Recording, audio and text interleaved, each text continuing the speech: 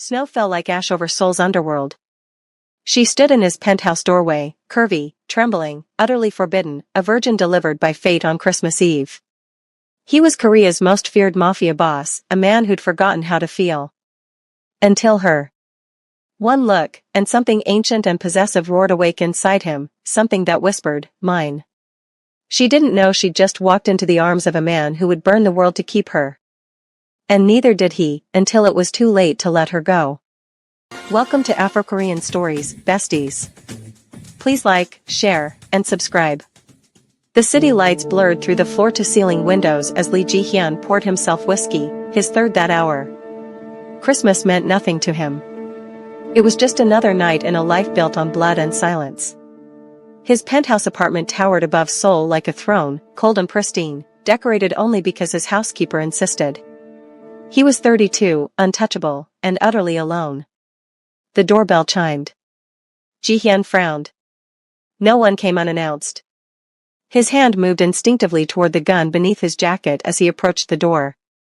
Through the security screen, he saw her, a young black woman with natural curls framing her face, full curves wrapped in a thin coat, shivering in the hallway. Her eyes were wide, frightened, beautiful. He opened the door slowly. "I'm sorry," she stammered in broken Korean, then switched to English. "I think I have the wrong apartment. I was looking for. Who sent you?"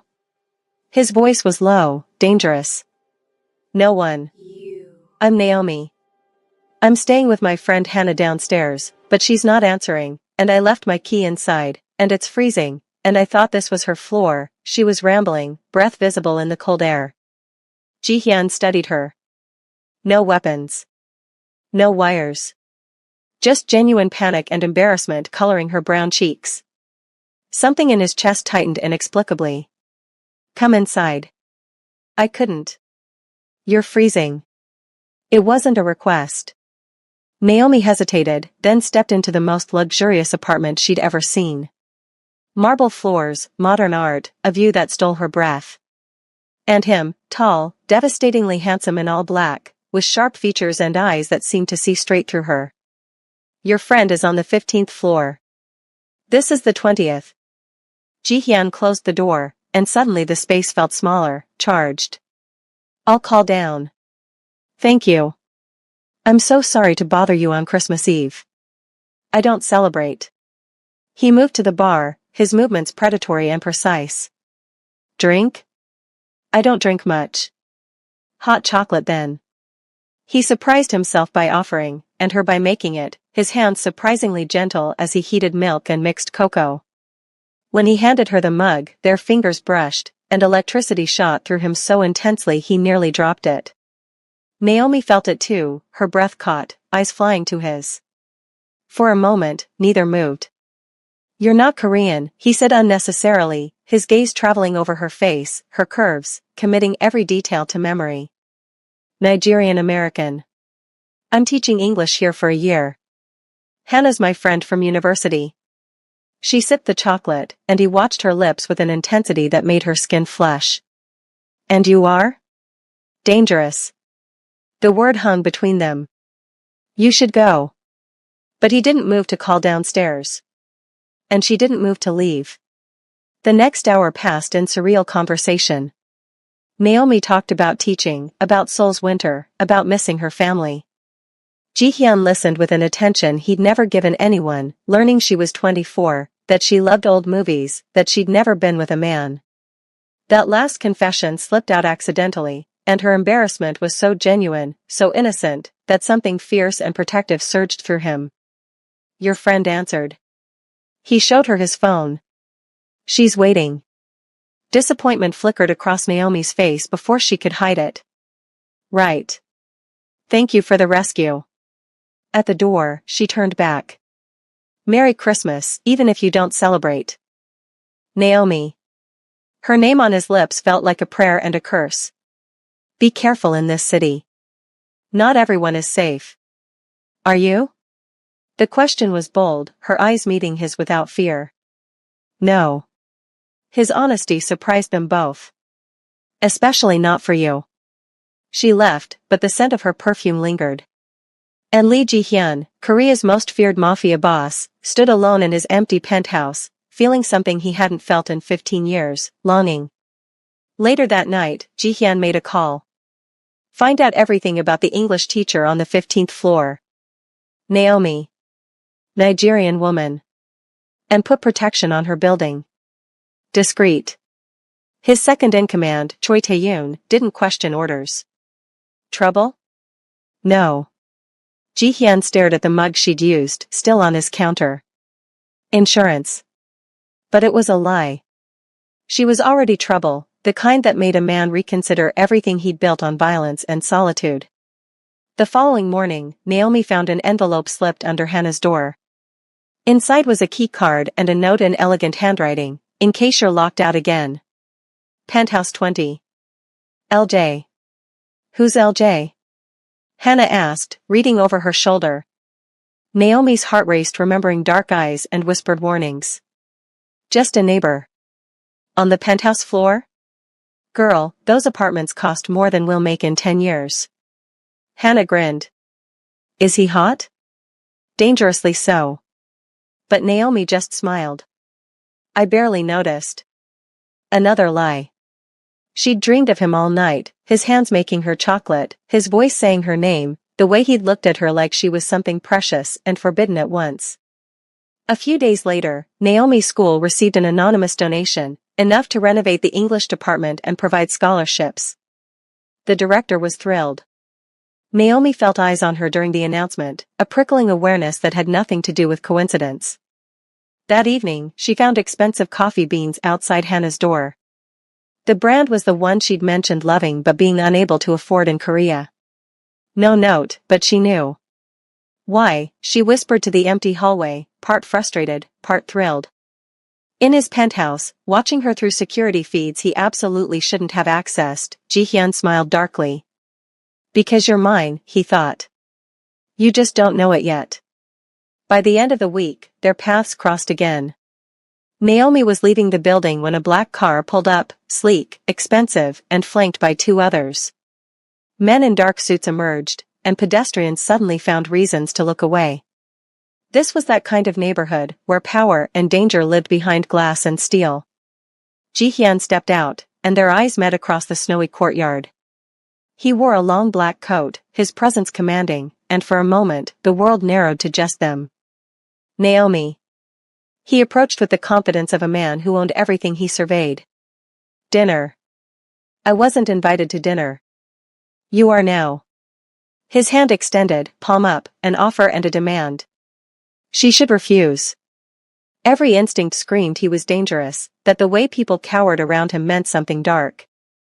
But her hand moved into his anyway, and his fingers closed around hers with possessive certainty. One dinner, she agreed, ignoring Hannah's shocked face in the window above. For now.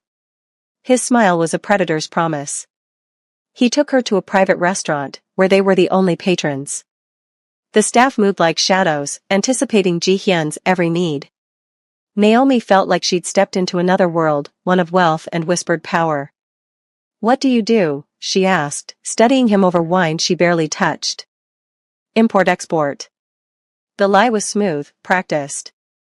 That's vague. It's safer that way. He leaned forward, his gaze intense. Tell me something real, Naomi. Something you don't tell anyone. The request was intimate, unexpected. I'm afraid I'll leave Korea without really experiencing it. That I'll play it safe, stay in my bubble, and go home with nothing but tourist memories. Then stop playing safe. His hand covered hers on the table. Start tonight. With you? Especially with me. The air thickened between them. Naomi's pulse hammered as his thumb traced circles on her wrist, such a small touch but it set her skin on fire. People are scared of you. Yes. Should I be? Terrified. But his touch was gentle, reverent. And yet you're still here. I don't know why. I do. His eyes burned into hers.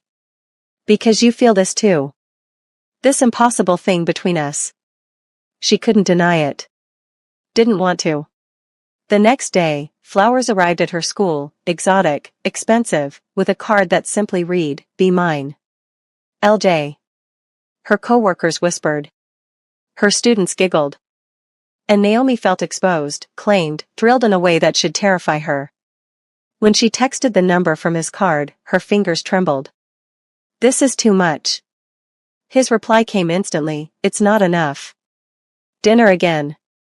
Tonight." "I can't just drop everything." "You can.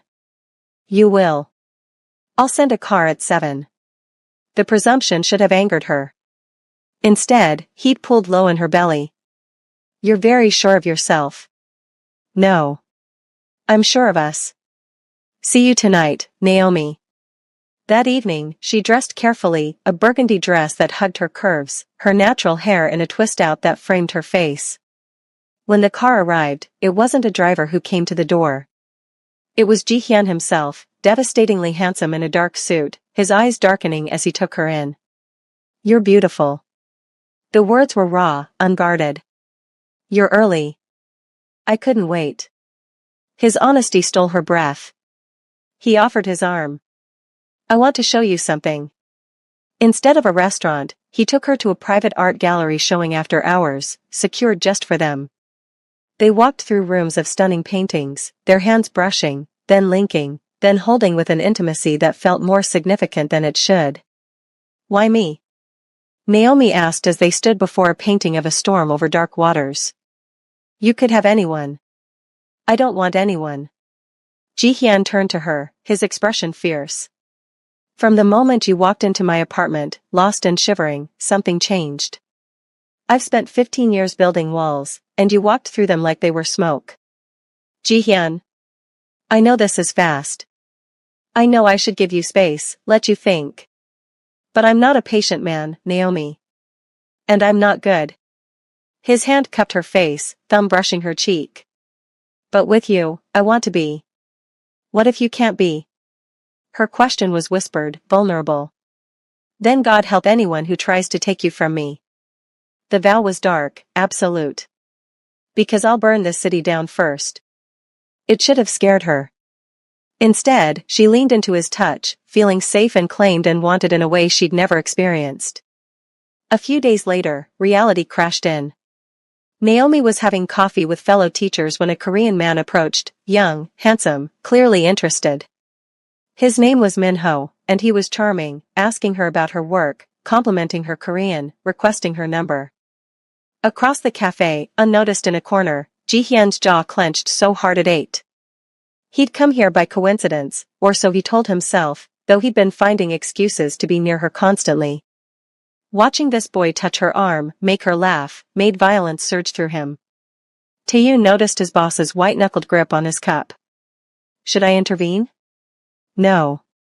But the word was strangled.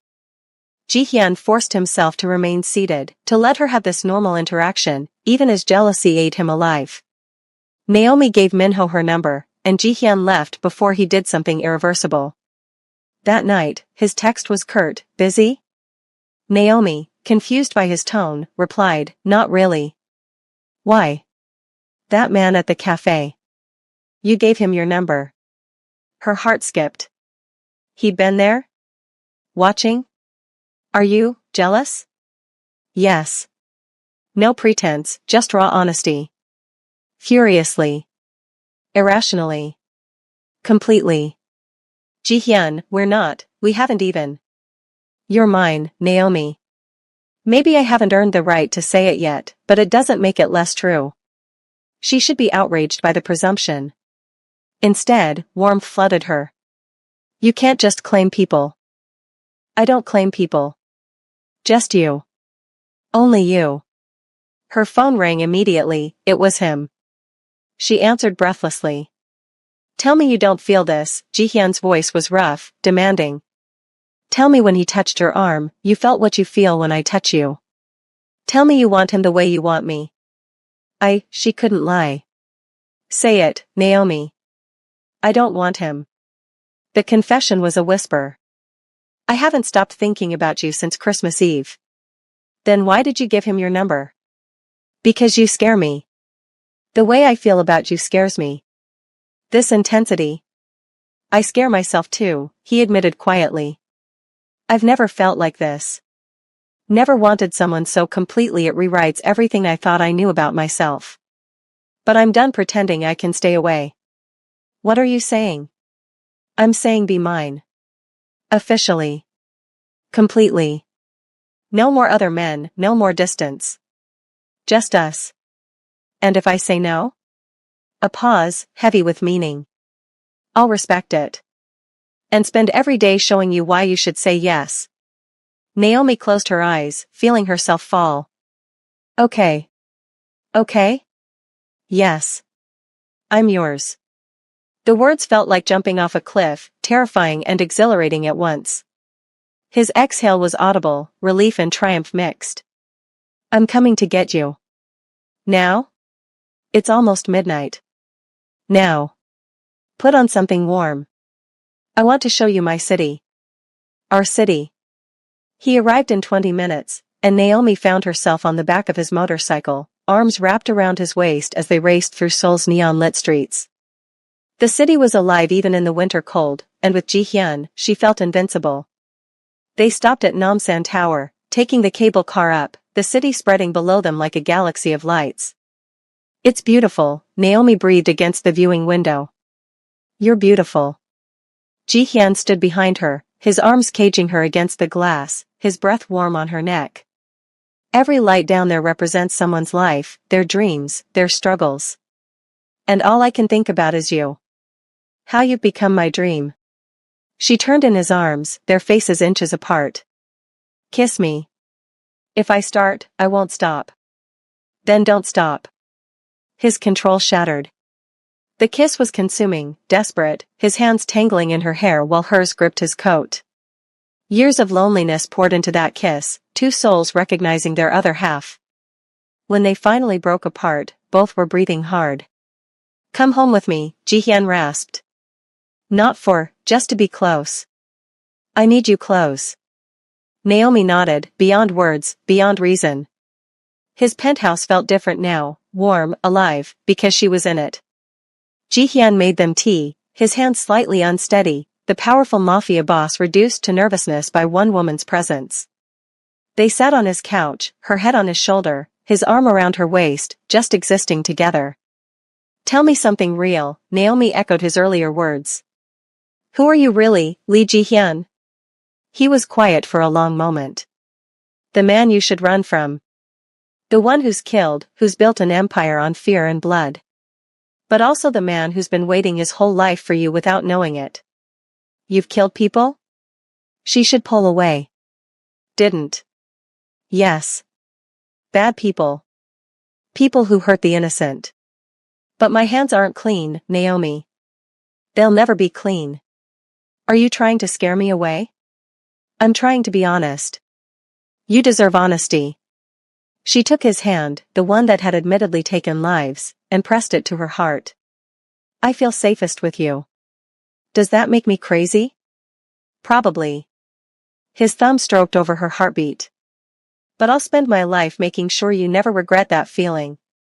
The following morning, Naomi woke in Ji-hyun's guest room. He'd been a perfect gentleman despite the tension crackling between them. She found him in his kitchen, making breakfast, shirtless, tattoos she'd never seen decorating his shoulders and back. Dragons and tigers, symbols of power and protection. Good morning. His smile was soft, so different from the intimidating man the world saw. You have tattoos. They tell a story.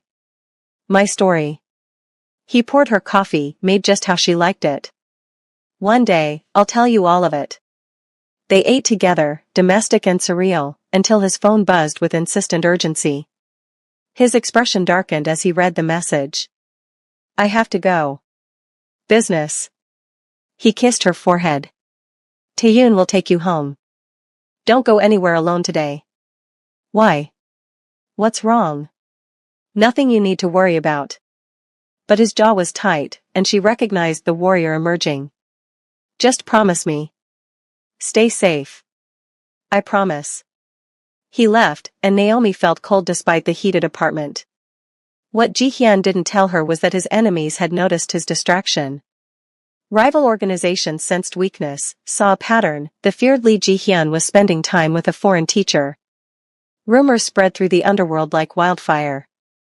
In his office, a converted warehouse that served as his headquarters, Ji-hyun faced his inner circle. They know about her, Taeyoon reported grimly. The Yakuza sent feelers. They're asking questions. Then we send a message. Ji-hyun's voice was ice and death. Anyone who even looks at her wrong disappears. Make it clear. Boss, maybe it's better if you suggest I distance myself from her, choose your next words very carefully. The threat was unmistakable. I was going to say protect her openly. Claim her publicly. So every organization knows she's untouchable. Ji-hyun nodded slowly. Do it. And triple security on her building, her school, everywhere she goes. I want eyes on her every moment I'm not there myself. A few days later, Naomi noticed the watchers, subtle, professional, but present. Men in dark suits at the school entrance, a car that followed her bus route, security she hadn't requested. When she confronted Ji-hyun that evening, he didn't deny it. You're in danger because of me. I won't apologize for keeping you safe. Who are you really? Fear crept into her voice now. The truth, Ji-hyun.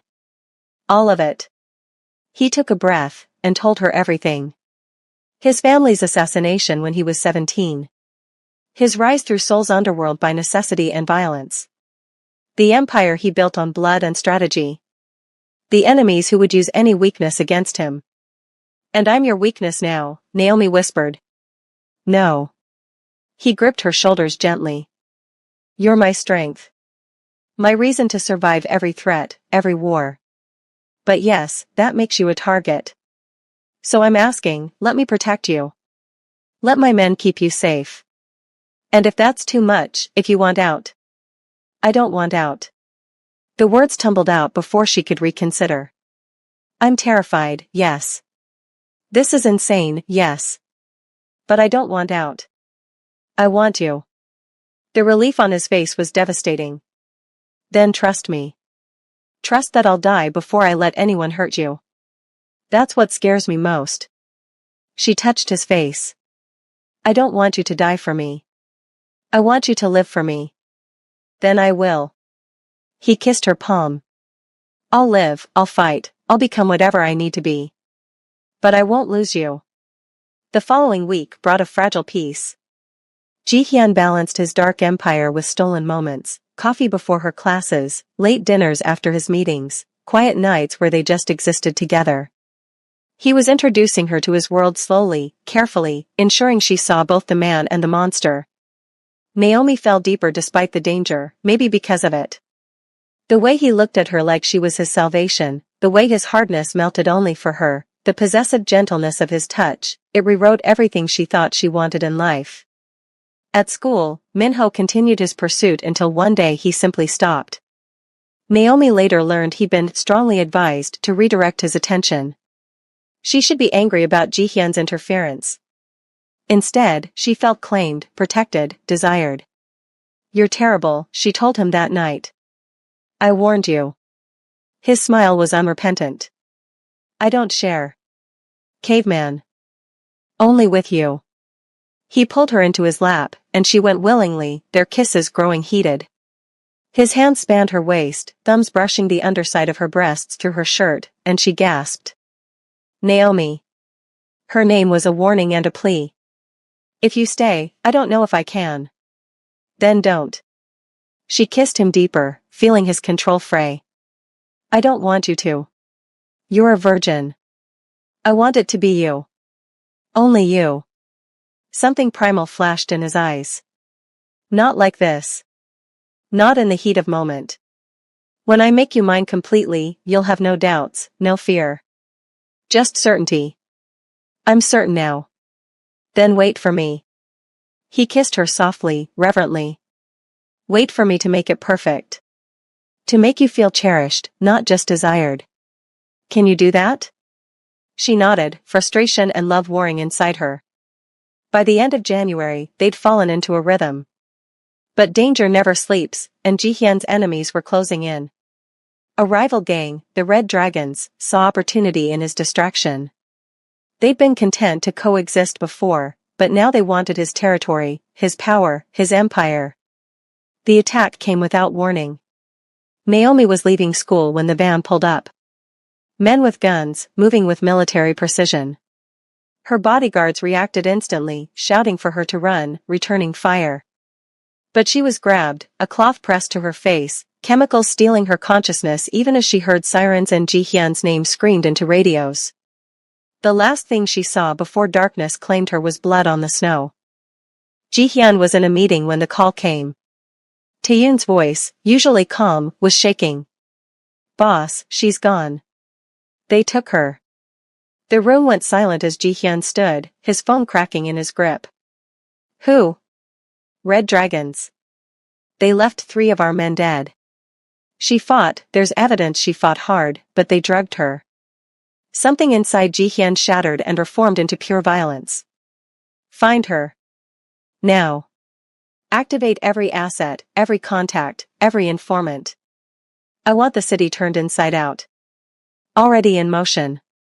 Ji-hyun was moving, grabbing weapons, his face a mask of death. "And send a message to the Red Dragon's leader. Tell him he just declared war. And wars with me don't end in treaties, they end in extinction." Within the hour, Seoul's underworld trembled. Lee Ji-hyun had unleashed hell itself. Naomi woke in darkness, her head pounding, wrists bound. The room was cold, industrial, a warehouse somewhere far from the city lights she'd come to love. Panic clawed at her throat, but she forced herself to breathe, to think. Ji-hyun would come. She had to believe that. The door opened, flooding the space with light. A man entered, middle-aged, cruel eyes, expensive suit. The famous Naomi. Lee Ji-hyun's little weakness. "Let me go." Her voice was steadier than she felt. "Oh, I will. Once your lover agrees to my terms. His territory, his operations, everything, in exchange for your life." He smiled coldly. "He's built an empire, but empires fall. Especially when their kings have hearts. You don't know him." Naomi lifted her chin despite her fear. "If you did, you'd be running right now." Brave words from a bound woman. Not brave. Just informed. "He'll come for me. And when he does, you'll wish you'd killed me quickly." The man's smile faltered. "We'll see." Across the city, Ji-hyun's network moved like a machine. Every street camera, every informant, every dirty cop on his payroll, all searching. The Red Dragons had made a critical error, they'd assumed Ji-hyun would negotiate. Instead, he was hunting. By dawn, he had a location, an abandoned factory district near the port. He assembled his most trusted men, checking weapons with cold precision. Taeyoon tried to counsel caution. "It could be a trap, boss. They might want you to come in angry. Then I'll spring it." Ji-hyun's eyes were black ice. "With prejudice. Anyone between me and Naomi dies. No exceptions, no mercy." "Understood." As they drove through the gray morning, Ji-hyun made a silent vow. If Naomi was harmed, if they'd touched her, hurt her, frightened her, he would burn the Red Dragons to ash and salt the earth where they stood. The assault was surgical and brutal. Ji-hyun's men breached the warehouse from 3 sides, gunfire echoing through the space. The Red Dragons were prepared but not prepared enough. Ji-hyun moved through them like death incarnate, each shot precise, each movement efficient. He'd spent 15 years perfecting violence, now he wielded it like an artist. He found her in a locked room on the 2nd floor. The door exploded inward at his kick, and there she was, bound, bruised, but alive. Their eyes met, and the relief that crashed through him nearly brought him to his knees. "Ji-hyun." Her voice broke. He was across the room in seconds, cutting her bonds with hands that shook despite his training. "Are you hurt? Did they?" "I'm okay. Scared, but okay." She collapsed into his arms, and he held her like she was made of light and air, precious beyond measure. "I've got you. I've got you, sweetheart." He kissed her hair, her face, checking for injuries with desperate thoroughness. "You're safe now. I promise you're safe. Gunfire erupted again somewhere below. Taeyun's voice crackled through Jihyun's radio. Boss, we need to move. Reinforcements incoming. Jihyun lifted Naomi effortlessly, cradling her against his chest. Hold on to me. Don't let go. Never, she whispered, arms tight around his neck. The escape was chaos, bullets and shouting, Jihyun's body shielding hers as they raced through corridors. His men provided cover, their loyalty absolute. When they finally reached the vehicles, Jihyun placed Naomi in the back seat, covering her with his body as they sped away from the war zone he'd created. Only when they were blocks away, sirens wailing behind them, did he allow himself to breathe. Naomi was shaking, adrenaline and shock catching up. He pulled her into his lap, murmuring reassurances in Korean and English, his hands stroking her back, her hair, needing the contact to believe she was real. I thought, her voice broke. I was so scared I'd never see you again. Never. The vow was fierce. I will always find you. Always come for you. If you're taken to the ends of the earth, I'll tear the world apart to bring you home. People died because of me. People died because they touched what's mine. That's on them, not you. He cupped her face, forcing her to meet his eyes. You are not responsible for the violence in my world. But you are the reason I'll end this war swiftly and completely. No one threatens you and lives. The darkness in his words should terrify her. Instead, Naomi felt safe, claimed, protected by a force of nature who wore a man's face. Later that night, at a safe house far from Seoul, Jihyun refused to leave Naomi's side. She'd been checked by his private doctor, bruises, dehydration, but nothing permanent. Still, he watched her sleep like she might disappear, his hand clasping hers. When she woke, moonlight streaming through unfamiliar windows, he was there. Hey, she whispered. You should rest. I can't. Every time I close my eyes, I see you gone. I see a world where I was too late. His voice was raw, stripped of all pretense. Naomi sat up, wincing at sore muscles. But you weren't. You saved me. I endangered you just by loving you. Then I'm endangered by choice. She touched his face, feeling stubble rough under her palm. Because I love you too. Completely. Irrationally. Even knowing the danger. Naomi. I love you, Lee Ji-hyun. Your darkness and your light. The monster and the man. All of it. He made a sound between a laugh and a sob, pulling her close. I don't deserve you. Probably not. But you're stuck with me anyway. They stayed like that, tangled together, until the fear and adrenaline transformed into something else, into need, into desire, into the desperate requirement to affirm life after facing death. I need you, Naomi whispered against his mouth. Not carefully, not perfectly. Just now. Please. Jihyun's control, already thread-thin, snapped. Are you sure? After everything. I'm sure. I've never been more sure of anything. What happened next was passionate and overwhelming, a claiming and a surrender, two souls merging in the aftermath of terror. Jihyun was reverent and possessive by turns, treating her like she was precious and his in equal measure. He whispered promises against her skin, vows of protection and devotion, his hands and mouth learning every curve, every sound she made. Naomi gave herself completely, trusting him with her body as she'd trusted him with her heart. The pain was brief, overwhelmed by the intimacy of connection, the feeling of belonging to someone so absolutely. When she gasped his name, he swallowed the sound with a kiss, holding her through waves of sensation until they collapsed together, hearts thundering in sync. Afterward, wrapped in his arms, she felt changed. Marked. His. Mine, Jihyun murmured against her hair, confirming her thoughts. Forever mine, Naomi. Forever yours, she agreed, sealing a pact neither would ever break. The following morning brought reality crashing back. Naomi woke alone, panicking until she found the note, meeting. Back soon. Don't leave. JH. Fear crept in. What if saving her had been the climax? What if now, in daylight, he regretted everything? What if she was just a complication in his dangerous world? She was dressed and planning her escape when the door opened. Ji-hyun entered, looking exhausted but determined, carrying shopping bags. "You're running." It wasn't a question. "I thought, after last night, you might want space." He dropped the bags, crossing to her in 3 strides. "Space? You think I want space?" "Naomi, I spent the morning finalizing the annihilation of the red dragons and buying you clothes because I'm never letting you out of my sight again. Space is the last thing I want." But nothing. Last night changed everything. You're not my weakness, you're my reason. And I'm done pretending I can exist without you. He actually knelt before her, and pulled out a small box. "Marry me." Naomi's heart stopped. "What?" "I know it's fast. I know it's insane. But I've wasted enough life being alone. Marry me, Naomi. Let me spend every day proving I'm worthy of your love. Let me protect you, cherish you, build a life with you."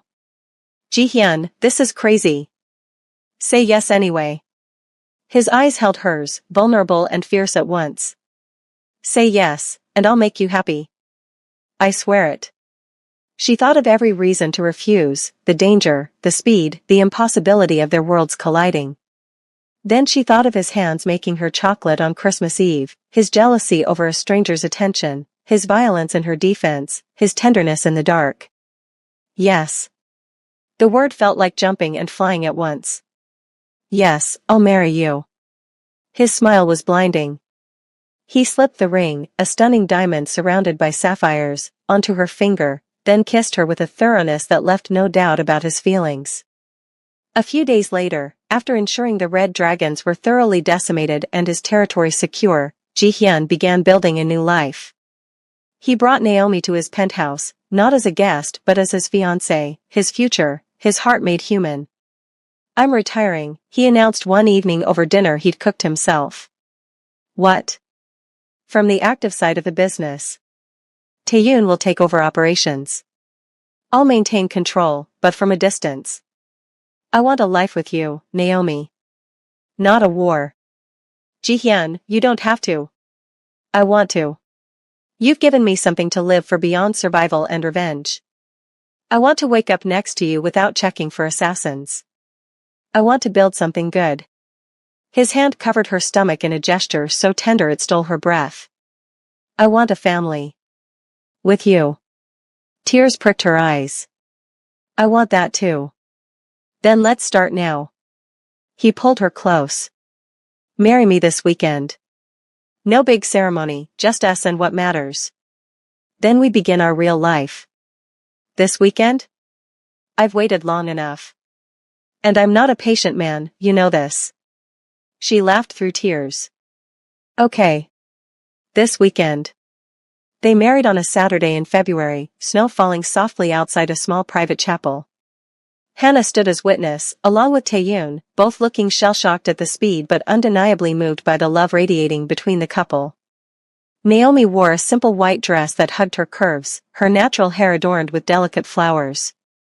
Ji-hyun wore a black suit, his usual armor, but his eyes were soft as she walked toward him, no aisle, no music, just her choosing him with every step. "I vow to protect you," he said when it was time for promises. "To cherish you, to love you through every storm. You are my light in darkness, my reason for everything. I am yours, completely and forever." "I vow to stand beside you," Naomi replied, voice steady despite tears. "To love all of you, the darkness and the light. To be your home, your peace, your partner. I am yours, always and without reservation." When they kissed as husband and wife, it felt like the world shifted, two broken people made whole by finding each other. The following months were adjustment and joy mixed. Naomi continued teaching, though now with a wedding ring that caught light and drew questions. Ji-hyun learned domesticity, surprising himself with how much he enjoyed grocery shopping with his wife, cooking together, falling asleep with her in his arms every night. His empire continued but evolved. He focused on legitimate businesses, using his connections to build rather than destroy. The underworld still feared him, but now it was as a man who'd conquered darkness and chosen light, which made him more dangerous, not less. Spring came, bringing warmth and new beginnings. One morning, Naomi woke feeling strange, nauseous, exhausted, her body unfamiliar. She took a test, then another.